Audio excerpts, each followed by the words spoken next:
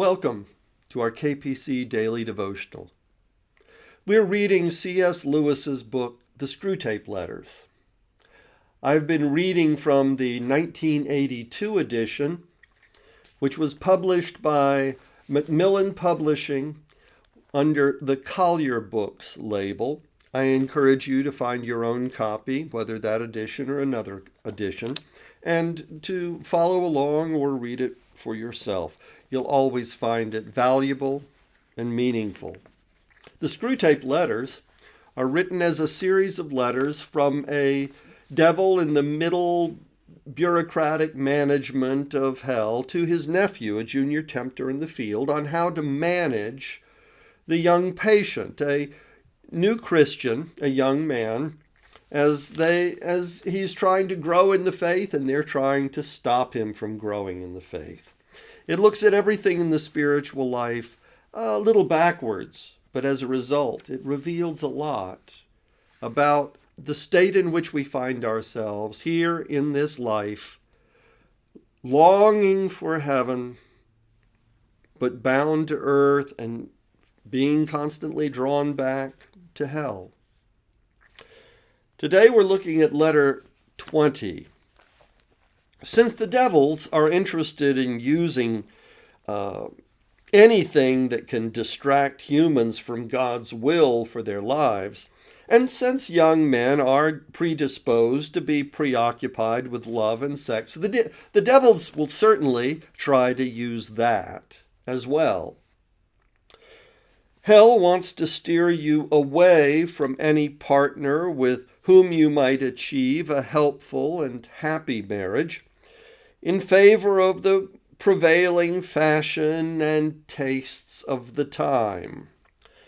The goal for the devils is to direct men toward an ideal that does not actually exist, a form of beauty that's completely artificial, that might only exist in photographs, and to expect demand satisfaction and to have expectations in a relationship that are actually utterly impossible and made up. Lewis notes that men are drawn at the same time to two sorts of women, two types, archetypes. The one inspires respect and consideration. The other embodies raw desire and obsession. The first also appeals to God and can be very useful in drawing a man into a deeper relationship and a deeper spiritual life. The other leads to lust, eventually to disappointment. It can even lead, of course, to hatred. Guess which ones the devils like? Letter 20 from the Screwtape Letters. My dear Wormwood, I note with great displeasure that the enemy has, for the time being, put a forcible end to your direct attacks on the patient's chastity. You ought to have known that he always does in the end, and you ought to have stopped before you reached that stage. For as things are, your man has now discovered the dangerous truth that these attacks don't last forever. Consequently, you cannot use again what is, after all, our best weapon, the belief of ignorant humans that there is no hope of getting rid of us except by yielding. I suppose you've tried persuading him that chastity is unhealthy? I haven't yet got a report from you on young women in the neighborhood. I should like it at once, for if we can't use his sexuality to make him unchaste, we must try to use it for the promotion of a desirable marriage. In the meantime, I should like to give you some hint about the type of woman, I mean the physical type, which he should be encouraged to fall in love with, if falling in love is the best we can manage. In a rough and ready way, of course, this question is decided for us by spirits far deeper down in the lowerarchy than you and I. It is the business of these great masters to produce in every age a general misdirection of what may be called sexual taste.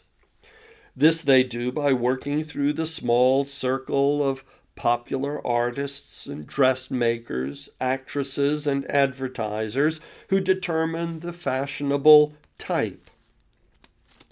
The aim is to guide each sex away from those members of the other with whom spiritually helpful, happy, and fertile marriages are most likely.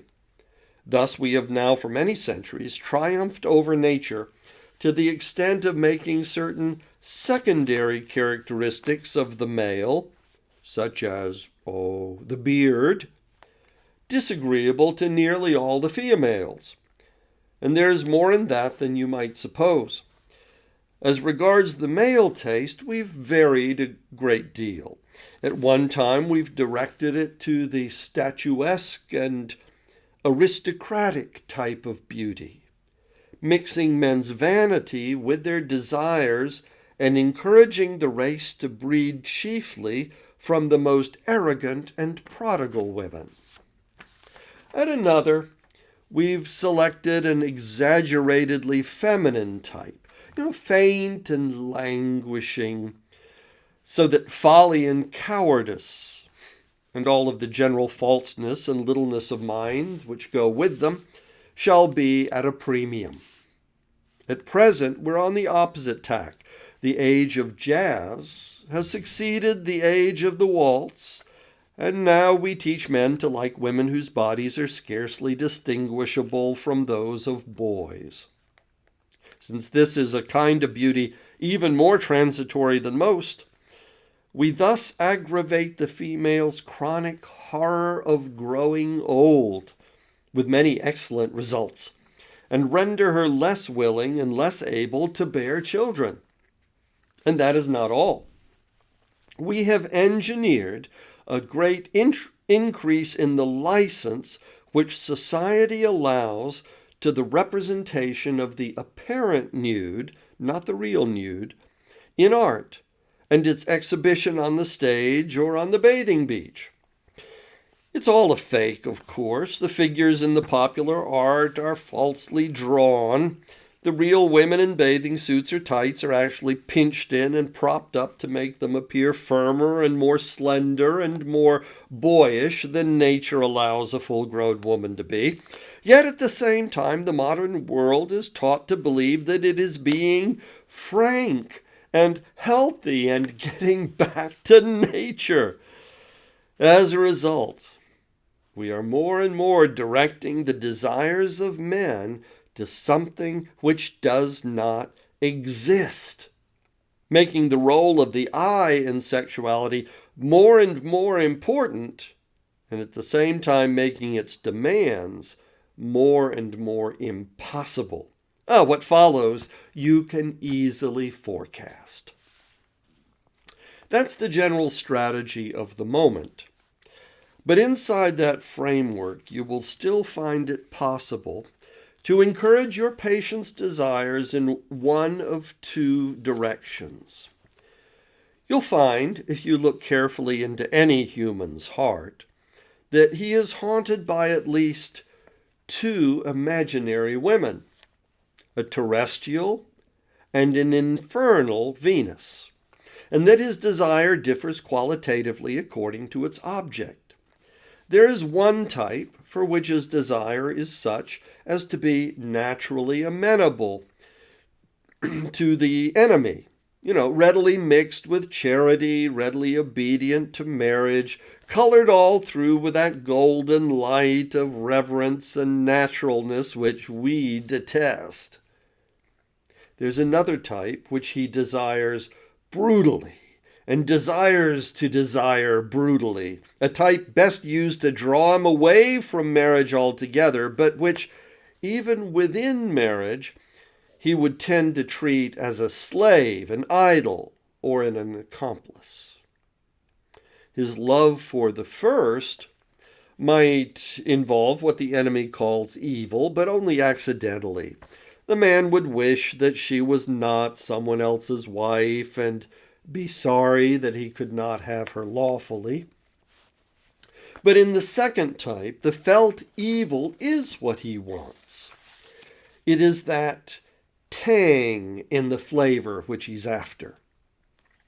In the face, it is the visible animality, the sulkiness or craft or cruelty which he likes. And in the body, something quite different from which he ordinarily calls beauty, something he may even in a sane hour describe as ugliness, but which by our art can be made to play on the raw nerve of his private obsession. The real use of the infernal Venus is no doubt as prostitute or mistress. But if your man is a Christian, and if he has been well trained in nonsense about irresistible and all-excusing love, he can often be induced to marry her. And that is very well worth bringing about. You will have failed as regards fornication and solitary vice, but there are other and more indirect methods of using a man's sexuality to his undoing. And by the way, they are not only efficient, but delightful. The unhappiness produced is of a very lasting and exquisite kind. Your affectionate uncle, Screwtape. I wish you a very good day. Goodbye.